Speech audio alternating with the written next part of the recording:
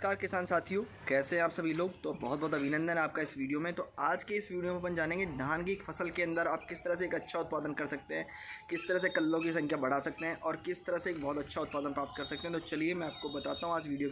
किसान साथियों, सबसे पहले मैं आपको बता देता हूँ कि मिट्टी की उपजाऊ क्षमता और बीजों का चुनाव सबसे पहले आता है। दोनों में से आपको क्या है कि हमेशा हमने जब भी फसल लगाएं तो उसको बीजों को उपचारित करें, कि बीजों को उपचारित करके लगाएं और आपके बीजों को उनको लगे जो अपने स्थानीय क्षेत्र के अंदर, जैसे ज़मीन है जहाँ जिसका ज़्यादा उत्पादन होता है उसका करें। यदि आप कोई नई किस्म लगा रहे हैं तो उसका कम उत्पादन करेंगे, तो कम क्षेत्र में लगाएंगे तो बहुत अच्छा रहेगा।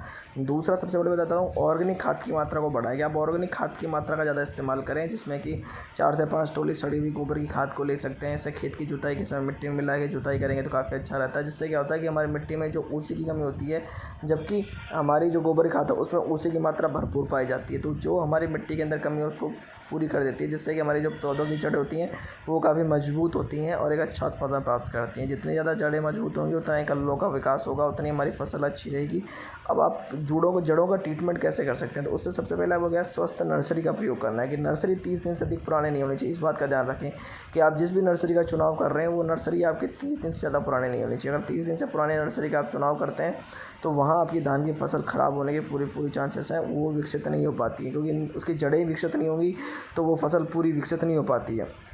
और चौथा प्लान चीज़ मैं आपको बताना चाहता हूँ कि आप अपनी जड़ों को मजबूत रखें, जड़ों का रूट ट्रीटमेंट करें। जैसे ही आप नर्सरी में से पौध को लेते हैं तो वहाँ उसको पहले आप रूट ट्रीटमेंट कर लें, तो जिससे कि जहाँ आप लगाएंगे तो वहाँ अच्छा रहेगा। तो वहाँ आप इस दवाई का उपयोग कर सकते हैं। रूट ट्रीटमेंट के लिए आप क्या है, रोपाई के लिए उखाड़ी गई पौध को, जड़ों को 10 ऐसे 20 मिनट के लिए जैव कल्चर जैसे PSB एक्टोबैक्टर में घोल में डुबा के रहें। इससे पौधों के अंदर मिट्टी में उपलब्ध पोषक तत्वों को ग्रहण करने की क्षमता बढ़ जाती है, कि हमारी जो जड़ें उनके अंदर जो पोषक तत्व उनको एब्जॉर्ब करने की क्षमता बढ़ जाती है, जैसे कार्बन डाइऑक्साइड, हाइड्रोजन, जल, नाइट्रोजन, फास्फोरस, पोटेशियम, मैग्नीशियम, कैल्शियम, सल्फर, इन सब चीज़ों को पोषक तत्वों को जड़ों में खींचने की क्षमता बढ़ जाती है, जिससे कि हमारी जड़ें मजबूत होती हैं और रूट का विकास अच्छा होता है, कल्ले भी अच्छे निकलते हैं और फसल भी बहुत एक लहराती हुई एक अच्छी वाली फसल होती है और उत्पादन के अंदर क्षमता में बहुत वृद्धि होती है, कि बहुत ज़्यादा उत्पादन आप इससे कर सकते हैं। तो रूट ट्रीटमेंट जब भी आप करें, धान की नर्सरी को लगाएं तो रूट ट्रीटमेंट करके ज़रूर लगाएं।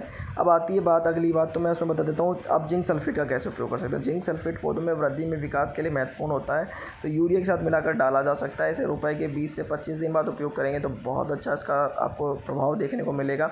अब कुछ लोग क्या होता है खेत की तैयारी के समय भी इसका उपयोग कर सकते हैं, लेकिन ध्यान रखना चाहिए कि जिंक सल्फेट किसी भी सल्फेट युक्त यूरिया को फास्फोरस उर्वरकों के साथ मिला के उपयोग ना करना चाहिए। कि जो भी आपको यूरिया उपयोग करें उसको फास्फोरेट वाले युक्त उर्वरक है उनके साथ उपयोग करने से बचना चाहिए, उनके साथ मिला के उपयोग नहीं करना चाहिए। अब पौधे की वृद्धि के लिए आप क्या कर सकते हैं, कि पौधे की वृद्धि का अगर बढ़ानी है तो उसके लिए आप क्या कर सकते हैं। इसके लिए आप धान की रोपाई से 15 से 20 दिन बाद खेत में पाटा चलाएं। ऐसा करने से पौधों में कंसों में संख्या में वृद्धि होती है। अगर कोई कीट लावा पौधे में तो वो भी पानी में गिर जाते हैं और उनका भी आपको किसी प्रकार का इफेक्ट देखने को नहीं मिलता, फसल को हानि भी उससे कम होती है।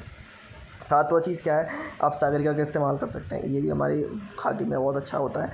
नीम की खली का प्रयोग कर सकते हैं, सरसों की खली का भी प्रयोग कर सकते हैं। तो सागरिका का प्रयोग धान की में पहली खाद देने के समय 20 से 40 दिन के अंदर करना चाहिए। 10 किलो सीवीड या सागरिका को 10 किलो यूरिया में मिलाकर उपयोग करेंगे तो काफ़ी अच्छा रहेगा। समुद्री शैवाल भी इसमें पाए जाते हैं, तो पौधों में पोषक तत्वों की कमी पूरी हो जाती है और एक बहुत अच्छा उत्पादन प्राप्त होता है और बहुत अच्छा विकास भी करता है हमारा धान का फसल। अब डाली गई उपयोग का उपयोग सिर्फ फसल की पौधों के लिए ही करें, ऐसा नहीं है कि आप और अपनी मिट्टी की उर्वरक क्षमता बढ़ाने के लिए कर रहे हैं, तो सिर्फ फसल के लिए करें। 8वां खरपतवार नियंत्रण रखना चाहिए। आप अपनी फसल के अंदर जितना भी खरपतवार नियंत्रण रखेंगे उतना ही आपकी अच्छी फसल होगी। कैसी लगी जानकारी ज़रूर बताएं। धन्यवाद।